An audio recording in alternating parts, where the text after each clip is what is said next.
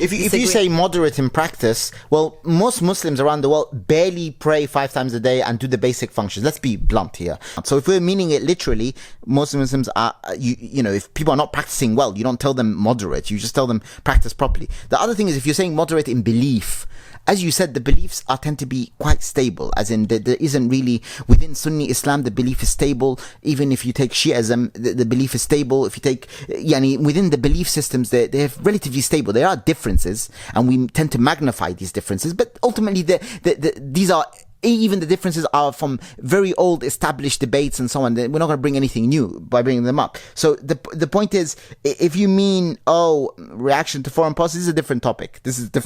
But I suspect that's what they mean. Like, for example, they condemned certain Muslims when they went and went into Bosnia, even though the West was, giving lip service to the Bosnian cause.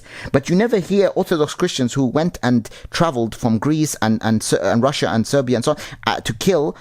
I'm not talking about the regular army. I'm talking about volunteers, militiamen went. You never hear them saying these are moderate Orthodox Christians. I've never heard that term, moderate Orthodox Christians. And yet we know Orthodox Christians, they have very fanatical people who do believe in, even till this day, they do say sentiments that are very hurtful and so on, and very hurtful towards Muslims. So it's a double standard, and fine, the West can have that double standard, but why are we internalizing that double standard?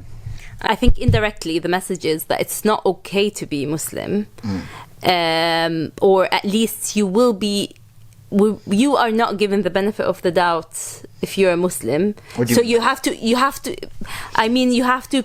You're guilty until proven innocent. And I think these people who like go on Twitter or like social media, like different social media websites, complaining about Erdogan's decision, they are trying to prove their worth as quote Muslims, because again, as I said, they feel that they're guilty until proven innocent, guilty in the eyes of the West, guilty in the eyes of how they're perceived by. But it seems to be even more than that. If you said I'm worried that I'm being guilty because of the immense negative news against Muslims, I'll almost, not really understandable, but almost understandable. But we're talking about people who don't want to share any good news. This is overwhelmingly good news that Turkey is moving away from its fascist past. It's going back, and the fact that you're just going to get a reward for supporting this mosque, you supporting this publicly, vocally, you're going to get hasanat, the right type of hasanat.